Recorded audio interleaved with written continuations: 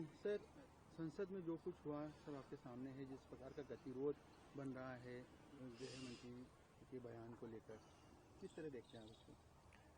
देखिए, लोकतंत्र में गतिरोध बनते हैं, बिगड़ते हैं, ठीक होते रहते हैं। तो आज जो घटना हुई है उसकी कोई कल्पना नहीं कर सकता। आज जो घटना हुई है ये देश को बदनाम करेगी दुनिया के अंदर। आज जो रोका गया एमपीज को अंदर जाने से, ये भी एक, मैं समझता हूँ, कोई षड्यंत्र का पार्ट है। क्योंकि 20 साल तक मैं भी गया हूँ पार्लियामेंट के अंदर। इतिहास में कभी भी सिर्फ और सिर्फ सिक्योरिटी के लोग जो होते हैं पार्लियामेंट के, उनका काम है रेगुलेट करना। मेंबर पार्लियामेंट के साथ में हमेशा सम्मान के साथ में व्यवहार हुआ, हमेशा आज तक इतिहास में। सिक्योरिटी वाले एक एक मेंबर पार्लियामेंट को जानते हैं, पहचानते हैं, सम्मान के साथ में प्रवेश देते हैं। पहली घटना है कि इंडिया गठबंधन के एमपी एंटर करें, तो पहली बात तो ये कि क्या इसके पीछे षड्यंत्र था कि बीजेपी के और उनके साथी लोग वहाँ पे खड़े होकर के रास्ता रोका गया एमपीज का। ये आज तक मैंने कभी सुना नहीं है। बिना पूर्व नियोजित षड्यंत्र के ये संभव ही नहीं है।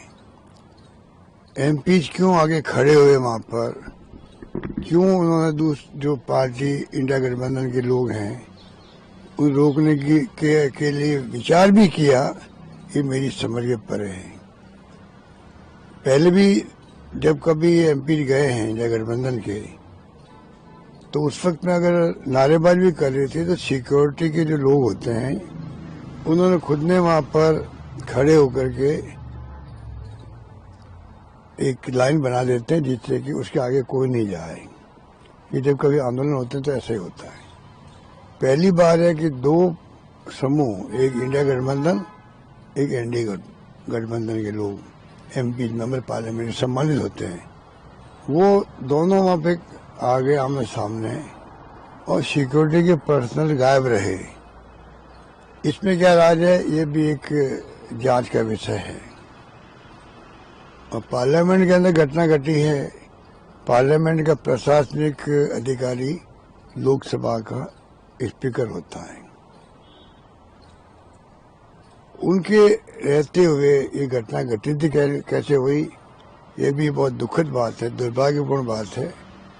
और मेरी समझ के परे हैं कि सिक्योरिटी वाले वहाँ मौजूद क्यों नहीं रहे, जो मैं सुन रहा हूँ, समझ रहा हूँ। तो मुझे बहुत दुख होता है कि ये घटना ऐसी घटी है, कभी कल्पना हो ही नहीं सकती। डेमोक्रेसी में विचारधारा की लड़ाई होती है, जो राहुल गांधी बार बार कहते हैं। राहुल गांधी नेता प्रतिपक्ष है, खड़गे साहब हमारे आदरणीय दलित नेता भी हैं, कांग्रेस प्रेसिडेंट भी है, राज्यसभा के अंदर नेता प्रतिपक्ष भी है। 80+ उनकी उम्र है। उस व्यक्ति को जिस प्रकार से बिहेव किया गया, जो मिसबिहेव किया गया, उनको सड़क पे बैठना पड़ा, फिर उनके लिए कुर्सी लाई गई, उनको उसके ऊपर मुश्किलें बिठाया गया, ये मतलब ये घोर निंदनीय घटना है। मैं समझता हूँ कि ये हुआ क्यों है, या तो स्पीकर साहब इसकी जांच करवाए निष्पक्ष, और जो कमी रही है, खामी रही है, एक्शन करे। एक्शन किसके खिलाफ करेंगे? वो एक्शन तो करेंगे नहीं बीजेपी एमपी के खिलाफ, उनकी अपनी मजबूरियां हैं, दबाव है। वो कहाँ स्पीकर राज्यों में और पार्लियामेंट का स्पीकर या सभापति जब कभी कोई बन जाता है, उसके बाद में वो किसी पार्टी का रहता नहीं है, बल्कि अपनी पार्टी से इस्तीफा दे देते हैं लोग। ये परंपरा रही है, वो परंपरा टूटती जा रही है सब जगह। उसी कारण से सब कुछ घटना होती है। आज स्पीकर निष्पक्ष होकर काम करे, तो ये नौबत ही नहीं आए। वो तो पार्लियामेंट शुरू होते ही तो उन्होंने इमरजेंसी के ऊपर प्रस्ताव रख दिया, खुद नहीं।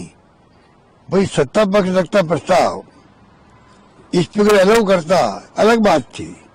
खुद ही प्रस्ताव रख रहे हैं, वोटिंग करवा रहे हैं, और स्पीकर से हम क्या उम्मीद कर सकते हैं। मैं तो समझता हूं कि घटना की नैतिक जिम्मेदारी भी स्पीकर को लेनी चाहिए, मेरा मानना।